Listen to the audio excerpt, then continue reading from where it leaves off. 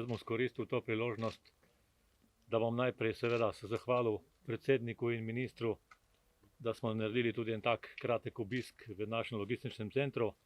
Moram pa seveda, kar je primerno na ta dan in sem danes že naredil, pa ne bo škodilo, če še enkrat čestitati vsem pripadnikom civilne zaščite in vseh drugih struktur, ki sodelujejo v sistemu zaščite, reševanja in pomoči, današnji dan, dan civilne zaščite, še posebej seveda čestitke in bom rekel tudi opravičilo vsem prejemnikom, ki bodo ta priznanja dobili po neki nenavadni poti, ne kot smo bili navajeni na Brdu, slavnostno, in sem prepričan, da če bomo to korono pripeljali k koncu, da bomo pa drugo leto vse skupaj nadoknadili.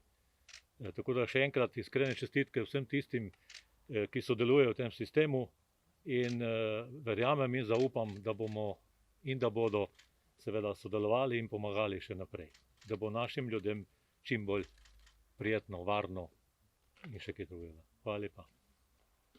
Dobar dan. Danes je dan civilne zaščite, institucije, ki v Sloveniji uživa neizmeren ugled.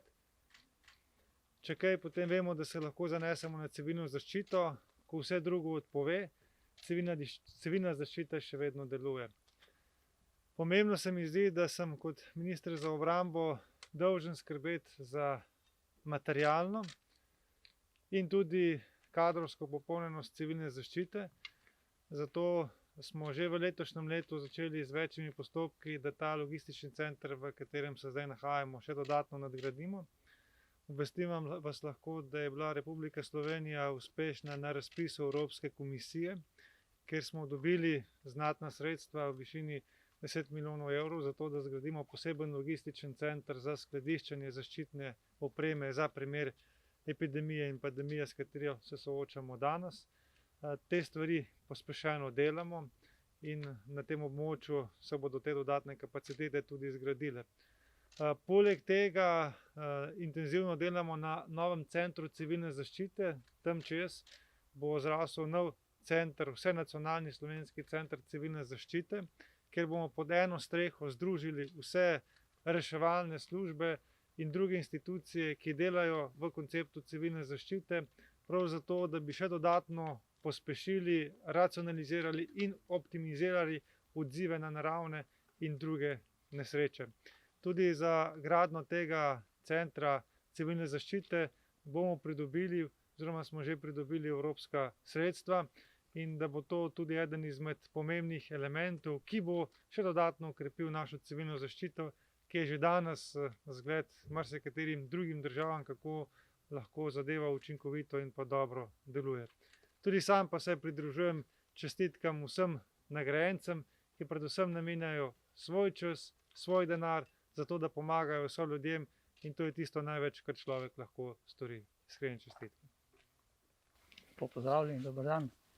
Jaz moram reči, da sem ponosen, da sem pripadnik, da sem bil in da sem še pripadnik tega sistema varstva pred naravnimi in drugimi nesrečami, za katerega smatram, da je eden najboljših podsistemov nacionalne varnosti v naši državi, predvsem z vidika ekonomičnosti.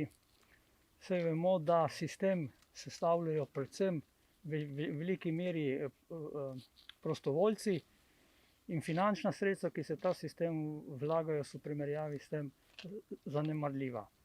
Poleg tega pa mi je priznanje, ki sem ga prejel, nekako priznanje vsem pripadnicam in pripadnikom civilne zaščite, ki delujemo v sistemu varstva pred naravnimi in drugimi nesrečami in predvsem poveljnikom civilne zaščite, ki na vseh nivojih odigrajo največjo oziroma nosijo najpomembnejšo vlogo za delovanje sistema, ne samo v primerih, kadar so naravne nesreče oziroma razglašene nesreče, medtem tudi, ko tega ni, sistem mora delovati in prav tukaj so poveljniki, njihovi namestniki in štabi ti, ki odigrajo to odločilno vlogo, da je sistem pripravljen v primerih naravnih in drugih nesreč. Hvala. Kot predsednik republike se danes, zlasti na ta dan, ob tej priložnosti, v imenu države in kolikor mi položaj predsednika republike to omogoča, v imenu vseh naših ljudi, zahvaljujem vsem pripadnicam in pripadnikom civilne zaščite, za njihovo profesionalnost in srčnost. V tem letu, v letu 2021, sem imel vsak teden doslej priložnost, da sem obiskal enega od regionalnih štabov civilne zaščite in se tam podrobno seznanil z delom tistih, ki, kot rečemo, v prvi vrsti skrbijo za naše zdravje v času epidemije COVID-19.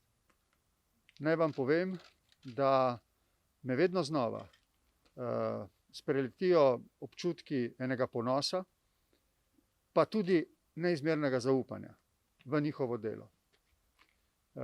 Mislim, da smo ljudje, kolikor so nesreče, vendarle lahko zadovoljni, da imamo v Sloveniji civilno zaščito, institucijo, ki ima ugledno tradicijo in sem prepričan tudi slavno prihodnost, zaradi njihovega znanja, zaradi njihove profesionalnosti, zaradi njihove predanosti za skupno dobro. To nas pomirja, nam daje občutek varnosti, to pa je nek občutek, ki je za skupnost zelo pomemben, nenadomestljiv, zato se lahko vsi mi v miru posvečamo našim aktivnostim, delovnim, življenjskim in smo prepričani, da bo v primeru nesreče, take ali drugačne, tukaj nastopila civilna zaščita in nam pomagala po njenih najboljših močeh.